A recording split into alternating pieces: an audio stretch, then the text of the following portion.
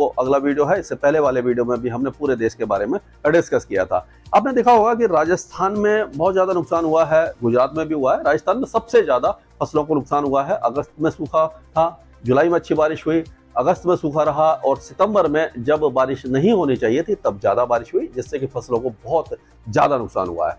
और उसी तरह से मध्य प्रदेश में मौसम जो सिस्टम थे वो तो आते रहे एक के बाद एक, लेकिन ऐसा नहीं था कि लगातार बारिश हो। अगस्त के महीने में यहाँ पर भी सोयाबीन की फसलों को बहुत ज्यादा नुकसान देखने को मिला है। तो आगे वेदर कैसा रहेगा, इस समय क्या वेदर सिस्टम बने हुए हैं, पहले उस पर नजर डालते हैं। तो अब एक नया निम्न दबाव का क्षेत्र आपने देखा होगा कि ये बंगाल की खाड़ी में बन गया है और जो पहला वाला वेलमार्क लो प्रेशर एरिया था वो कमजोर होकर एज ए साइक्लोनिक सर्कुलेशन अब पाकिस्तान की तरफ जा रहा है। तो ये जो लो प्रेशर एरिया आप देख रहे हैं, ये जो लो प्रेशर एरिया है ये इस तरह से आगे बढ़ सकता है, यहाँ तक जाएगा और हो सकता है कि यहाँ पर आते आते ये थोड़ा सा कमजोर हो जाए, साइक्लोनिक सर्कुलेशन में परिवर्तित हो जाए। लेकिन इसका असर आपने देखा होगा कि आज से ही ये इन इलाकों में आपको दिखाई देने लगा है।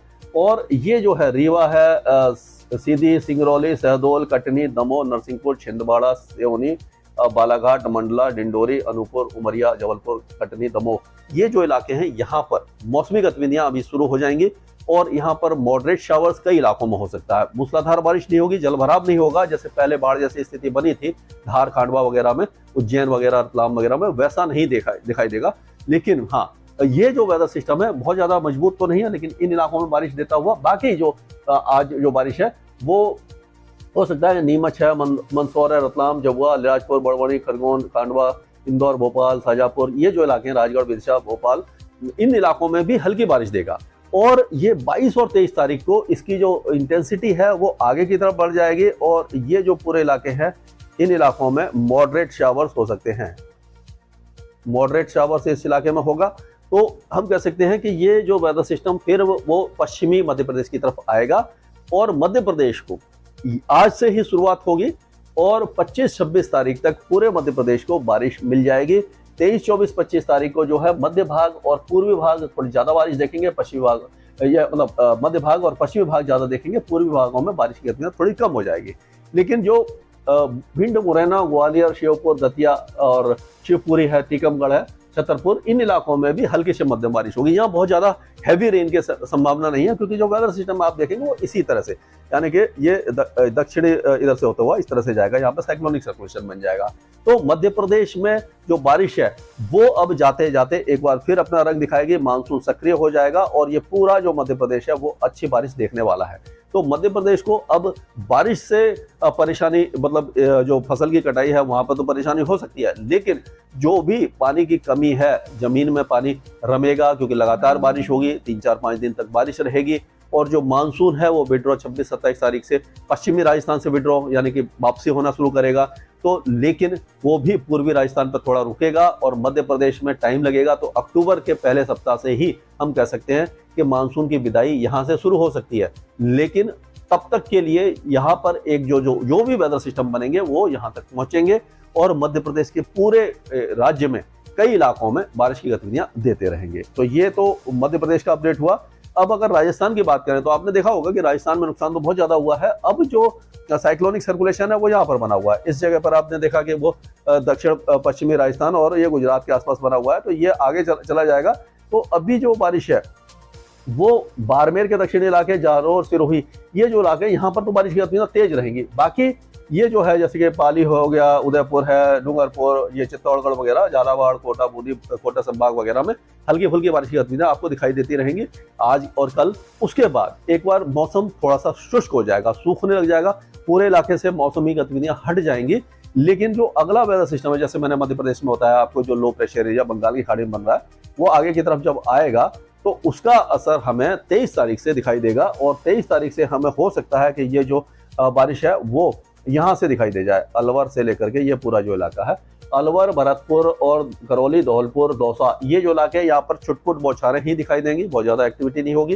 लेकिन जो क्योंकि वो दक्षिण की तरफ जाएगा तो सवाई माधोपुर, बूंदी, कोटा, बारा, झालावाड़, चित्तौड़गढ़, उदयपुर, प्रतापगढ़, बांसवाड़ा, डूंगरपुर, ये जो इलाके हैं उदयपुर तक, यहाँ पर बारिश की गतिविधियां थोड़ी सी बढ़ सकती हैं 23 और 24 तारीख को।